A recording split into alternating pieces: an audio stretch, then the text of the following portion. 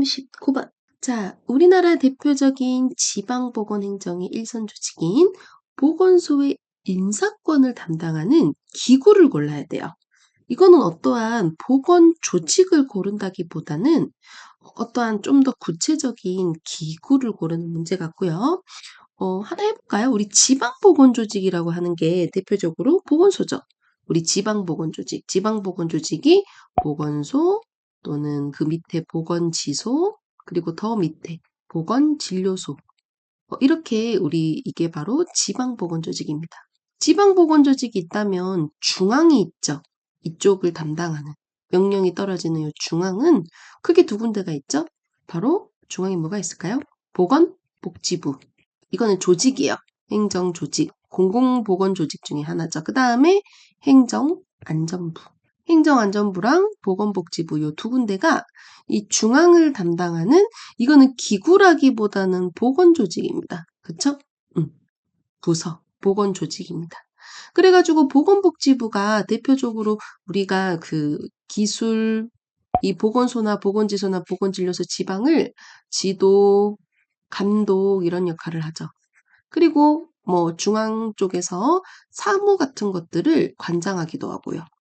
또 사무관장뿐만 아니라 정책 같은 거 결정 내려가지고 보건소야 너 이런 거 해. 보건교육 이런 거 한번 진행해봐. 이렇게 얘기를 할 수 있죠. 그런데 우리나라 문제점이 뭐냐면 이 중앙보건조직에 이 중앙이라는 게 명령을 내리는 이 명령 구조잖아요. 그 행정 구조 자체가 두 개로 돼 있죠. 이원화. 일원화가 좋아요. 이원화라는 거는 명령이 두 군데로 있으니까 책임이 조금 불분명하고 각각 따로따로 하고 일 처리도 좀 느린 단점이 있어요. 우리나라 행정의 문제죠. 이원화로 돼 있어요.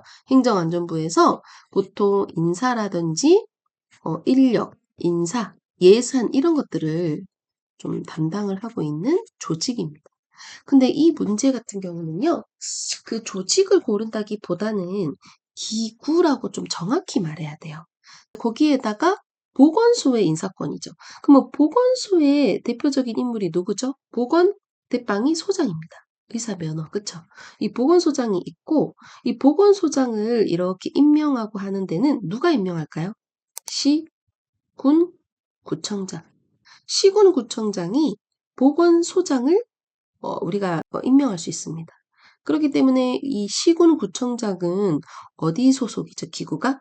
관할 구, 시군 구, 그쵸? 그래서 관할 구청 또는 시청, 군청 다 그쪽입니다. 기구를 고르는 문제이기 때문에 그래서 정답은 4번이에요. 그렇게 해가지고 시군 구청장의 또 이런 지휘 감독을 받아서 보건소 업무를 담당하는 게 보건소장이겠죠. 그쵸? 그래서 이거는 기구를 고르는 문제라 정답은 4번이었습니다. 헷갈리셨을 거예요. 3번으로. 그래서 조직을 고르는 게 아니라 좀 더 구체적인 기구, 보건소장의 임명권은 시군구청장, 시군구청장이 소속되어 있는 관할구청이다라고 조금 더 구체적으로 풀어보는 문제였어요. 정답은 4번입니다. 41번. 우리가 보건행정 파트에서 우리 선생님들이 가장 어려워하는 게 아무래도 이 보건지표에 들어가죠.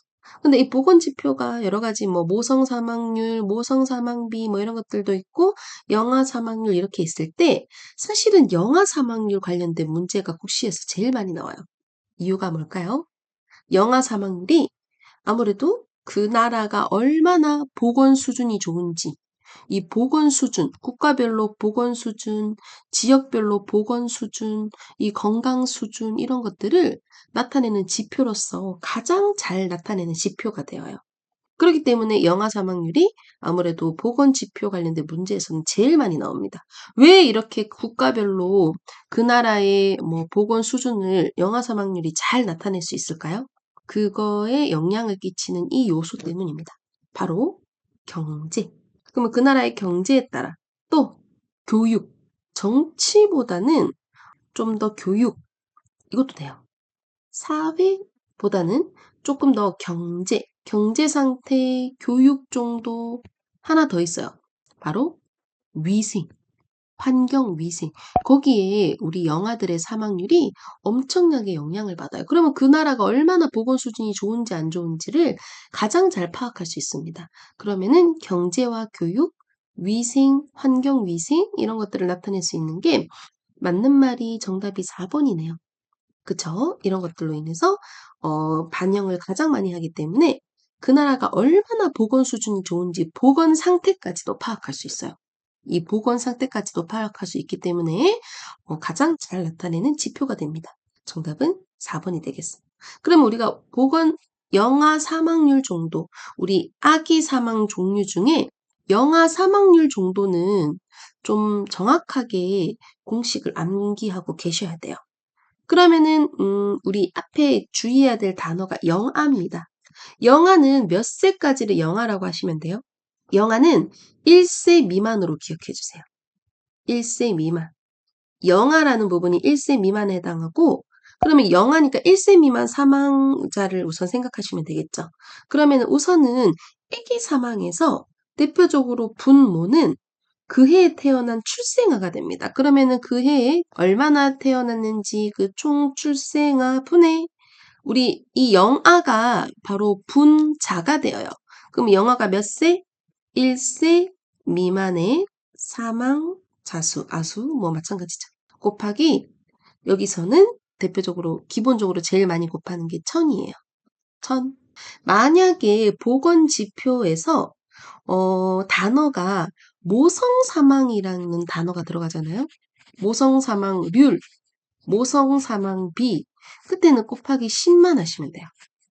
나머지 거의 대부분은 1000을 곱하시면 좀 보건 지표를 외우는데 도움이 되실 겁니다. 그리고 또 시작이 B로 시작하는 거. 비례 사망 지수. 아니면은 뭐 모와 비교할 때 비, 성, 비 이런 것들은 곱하기 100을 하시면 돼요. 그때. 이거는 뭐 모성 사망 아니죠. 비비 시작과 끝 아니니까 곱하기 1000 하시면 됩니다. 그러면 우리가 보통 이런 영아 사망률을 읽어볼 때 이렇게 읽으시면 돼요. 1, 2, 3으로 읽으시면 됩니다. 어떻게 읽냐면 총 출생아 1000명당 1세 미만 사망아 수. 이게 바로 영아 사망률을 나타내는 정의가 될 거예요.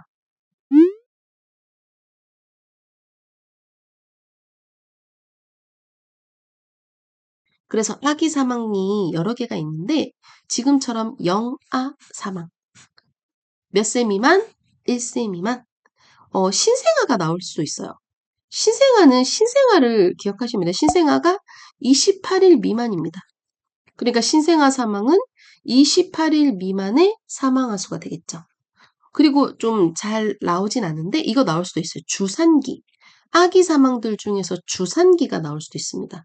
주산기는 조금 더 태어나가지고보다는 다 포함돼요. 40주가 우리 보통 총 출생이 40주잖아요. 그러면 아직 엄마 뱃속에 있는 그 태아 때부터 28주부터 자, 출생이 40주라고 생각하면 출생 후에 한 일주일까지죠. 생후. 이 기간을 28주에서 생후 1주 사이의 이 기간을 주산기. 이때 사망하면 주산기 사망이 되는 거예요. 임신 28주에서 생후 7일 사망 아수 이렇게 되는 거예요. 그래서 아기 사망률 세 가지를 두시고 어떤 아기인지가 분자가 되고 분모는 똑같이 총 출생아 곱하기 1000 이렇게 기억해 주시면 되겠습니다. 이거는 영양을 고르는 문제였기 때문에 정답은 4번이 되어요. 환경위생, 경제, 교육 이런 식으로 환경을 잘 파악할 수 있죠. 그 나라가 얼마나 환경이 좋았는지 정답은 4번입니다. 42번 가볼까요? 자, 42번은 시험에 잘 나오는 의료 전달 체계죠? 우리 1차, 갔다가 2차, 갔다가 3차. 우리 보통 1차, 2차, 3차, 우리나라의 그런 체계입니다. 그쵸? 이 3차 갈 때 뭐 받아가야 돼요? 의뢰서 받아가고 이런 것들. 그러니까 체계를 어렵게 생각하지 마세요. 병원을 이용하는 방법이라고 생각하시면 되고 그런 체계를 갖출 때 이런 여러 가지 요소들이 있어야 됩니다. 어떤 요소들이 있을까요? 대표적으로 지금 요소들이 이렇게 나열되어 있는 것 같은데 이런 게 있어요. 자원. 이 자원은 한정적이죠. 그 자원을 좀 골고루 조직적으로 분포시켜야 됩니다. 그쵸? 이 한정적인 자원을. 그리고 자원이 많아야 이런 병원을 짓거나 이런 데 도움이 되겠죠. 그러면은 여러 가지 보건 의료에 해당하는 그런 자원을 좀 개발해야죠. 개발해 놓고 개발이 끝이 아니라 그 자원을 한 군데 도시에만 계속 놔두는 게 아니라 좀 여러 군데로 퍼뜨려야 되겠죠. 그쵸? 지역 곳곳에 지될 수 있도록. 그쵸? 여러 가지 그 기관들을 골고루 배치하고 있어야 됩니다. 또 뭐가 있을까요? 돈이 있어야 되겠죠. 그 병원을 지으려면. 경제적 지원. 경제적 지원이 공공재원일 수도 있고, 기업, 외국 원조, 개인일 수도 있고, 그쵸? 그 다음에 정책이 있어야 되죠. 그런 병원을 운영하는데. 그러면 보건의료에 대한 정책이라든지, 그거를 그냥 만들어 놓고 내버려두는 게 아니라 관리해야 되죠. 이런 것들. 그래서 총 요 구성 요소가 이렇게 있어요. 근데 그 병원 안에서는 또 뭐를 해요? 환자들한테 의료 서비스를 제공하겠죠. 보건 의료 서비스를 이렇게 제공하는 것까지 총 몇 가지? 한 5가지 되죠.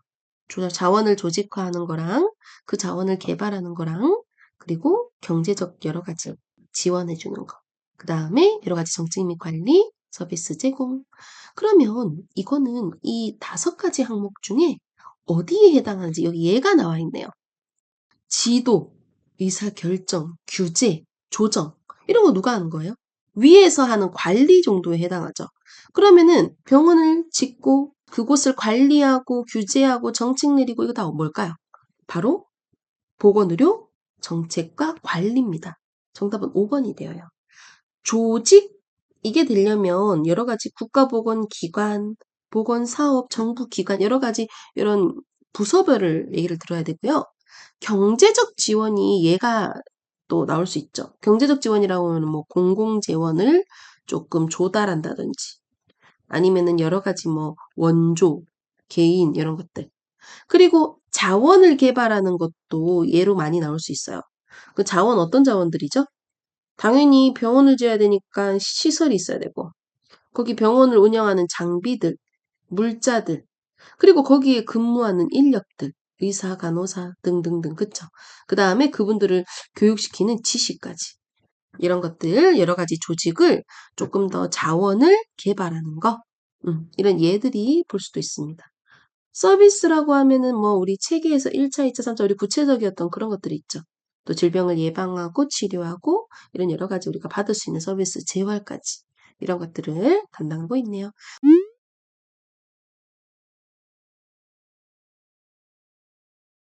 근데 이 문제는 지도, 결정, 규제, 조정 같은 관리 같은 내용이기 때문에 그 보건의료를 정책을 관리하는 거 정답은 5번입니다. 운영을 하려면 이런 여러 가지 관리 체계들이 필요하죠. 정답은 5번이 되어요. 45번. 자, 이번에는 어떤 것을 고르는 문제냐 하면 신도시 확장 발전. 자, 신도시 이런 것들 개발하는 거죠. 그쵸? 뭐 김포 신도시 여러 가지 우리 신도시들이 많잖아요. 신도시들을 개발하는 거라든지 아니면은 공항을 건설하는 거라든지 뭐 신공항을 건설하는 거라든지 이거는 약간 작은 사업이라기보다는 좀 대규모이지 않아요? 대규모 개발 사업 같은 겁니다. 정부가 주관할 수도 있고 아니면은 건설주 이런 정부라든지 민간 이쪽에서 그냥 작은 개발이 아니라 대규모예요. 큰 개발이죠. 도시를 개발하고 공항을 건설하고 이런 것들은 그렇게 건설을 하고 이러다 보면은 아무래도 환경을 좀 훼손할 수 있겠죠. 이렇게 개발을 하기 위해서는. 그러면은 환경이 어떠한 영향을 끼치는지 미리 조사하는 거. 그럼 이거는 사업 전에 해야 돼요? 사업 후에 해야 돼요? 이런 것들 개발하기 전에 해야 되죠.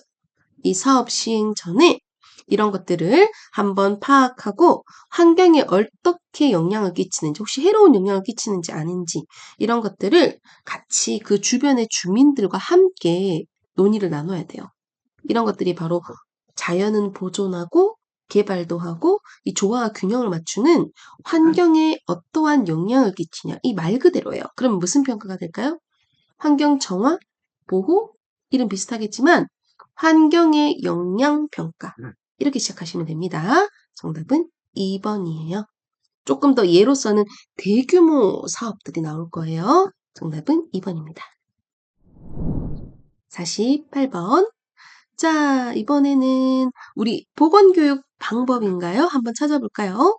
대상자 중심으로 보건교육을 하는데 개별 교육이네요. 어, 개별 교육은 사실은 많지 않아요. 대표적인 게 뭘까요? 1대1로 하는 겁니다. 웬만하면 강의도 그렇고, 뭐, 토의하는 것도 그렇고, 이런 것들은, 집단 교육이죠. 대표적으로 집단 교육이 가장 많았는데, 보건교육 방법 중에 1대1은 딱 정해져 있습니다. 1대1로 하는 거, 대표적으로 면담. 비슷한 말로 상담. 그쵸? 면접. 1대1로 하는 거예요. 이것이 바로 개별 교육입니다. 그러면은 이 개별 교육을 하는 거는 이 방법이 이거라고 생각하시면서 답을 바로 찾으셔도 되고, 대표적으로 이 에이즈 환자한테 하는 방법이기도 해요. 에이즈 환자가 만약에 집단 교육한다고 강의하겠습니다. 아니면 토의하겠습니다 하면서 보건소에 다 모여주세요. 우리 지역에 있는 에이즈 환자분들 하면 모일까요? 좀 어려워요. 프라이버시가 강조되고 사생활이 중요한 거는 아무래도 1대1로 진행하는 면담이 돼야 돼요. 1대1, 상담, 면담, 면접. 이 세 개 중에서 하나가 나오면 답이거든요. 정답은 3번입니다. 1대1은 이거밖에 없죠. 신문, 포스터, 이거는 약간 일방식, 전시도 그렇고, 일방식으로 보는 거라서 이거랑은 조금 내용이 좀 다르고요. 강의가, 이거는 일방식이긴 해요. 일방식 교육 방법이긴 한데, 강의는 1대1보다는 우린 우선은 집단 교육에 들어가죠. 그쵸? 그래서 틀렸습니다. 그래서 이것은 에이즈 환자들을 위한 1대1. 대표적인 게 면담, 면접, 상담 이렇게 보시면 돼요. 정답은 3번입니다. 자, 마지막 50번입니다. 이 문제가 최근에 국가고시에 나왔죠. 최근에 국가고시에 나온 적이 있고 생각보다 여기까지 들어가라고 하면서 직업병 부분에서 솔직히 산업보험에서 자주 나왔던 문제는 아니에요. 그런데 이제는 여기까지 들어가는 겁니다. 그쵸? 우리 직장인들로서 우리가 건강 관리를 위해서 보통 우리가 검진을 받죠.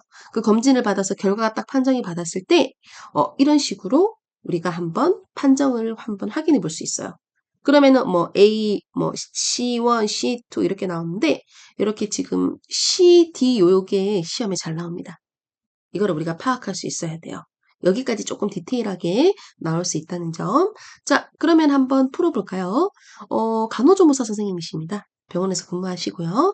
건강진단을 했고, 이게 중요한 말이에요. 직업성 질병, 그러니까 직업병이죠. 직업병으로 갈 우려가 있다. 근데 그 소견이 보이는 건 아니고, 이 문제는 아직 우려가 있다라는 뜻이에요. 만약에 진짜 직업병적인 내용이 보인다. 만약에 뭐 여러 가지 뭐 내가 뭐 폐에 문제가 있다, 폐병이 있다 이런 건 유소견이라고 합니다. 소견이 있다는 거. 근데 소견이 있다는 건 아니고 우려가 있다라는 거는 약간 주의하라라고 하는 요관찰이 돼요. 좀 정기적으로 잘 관찰해보자는 뜻이고 소견이 있다라고 하면은 뭔가 사후 관리가 필요한 거죠. 그래서 이거는 약간 우려가 있다라는 의미이기 때문에 유소견으로 보는 게 아니라 요관찰로 보셔야 됩니다. 그러면은 우리가 어디에 들어갈 수 있냐? A는 왠지 말 그대로 뭔가 A 만점 느낌 나죠? 이거는 건강한 근로자를 표현해요. 그래서 틀렸습니다. 그죠? 그러면은 C 아니면 D예요. R 같은 경우에는 만약에 뭐 1차 검사를 하고 약간 뭐 질병 의심된다 평가가 좀 곤란하다 할 때 2차를 한다는 것 자체 뭐 리피트라는 느낌이 들죠. 그때는 R이 들어가는 거고요. U는 아직 뭐 대상자이긴 했는데 뭔가 해당 검사가 이루어지지 않아서 30일을 경과했. 구분 판정을 이제 더 이상 할 수 없다랄 거 U. 근데 우리는 CD가 보통 나온다면 나올 수 있어요. 그러면은 C랑 D를 대표적으로 구분할 때 요관찰, 뭔가 주의해야 된다, 관찰이 필요하다, 이게 요관찰은 C로 들어가고 D는 이제 소견이 보인다라고 들어가면 C가 돼요. D가 돼요. 그러면은 CD가 이렇게 구분하고 나서 1, 2로 이제 보통 나눌 수 있는데 1에 들어가는 게 무조건 직업병입니다. 직업성 질병. 그냥 일반적인 직업병과 관련되지 않은 여러 가지 그냥 일반 병일 수도 있죠. 내가 직업병은 아닌데 뭐 고혈압, 당뇨 이런 것들은 일반 질병으로 들어갑니다. 직업병이 아닌 것들. 그쵸? 그러면은 여기 원, 투를 그렇게 구분하시면 되고, 이 간호조무사 김 씨 같은 경우는 직업성 질병이라고 얘기가 나왔죠. 그러면 숫자는 1이에요, 2예요? 1이 될 거예요. 그리고 요관찰이잖아요? 그러면은 유소견이 아니라 요관찰이니까 C가 됩니다. 그래서 이 문제의 정답은 C1이 되어요. C. 그래서 직업성 질병으로 진전될 우려가 있는 우리 직업병 요관찰자 C1. 그냥 일반 질병으로 갈 수 있다. 우려가 된다면은 C2. D는요. 소견 보여야 돼요. 직업병 소견이 보인다. 사후관리 필요하다. D1. 일반 질병이 지금 보인다. 사후관리가 필요하다. D2. 이런 식으로 구분하시면 되고 CD만 정확하게 구분하시면 됩니다. C와 D. 정답은 2번입니다.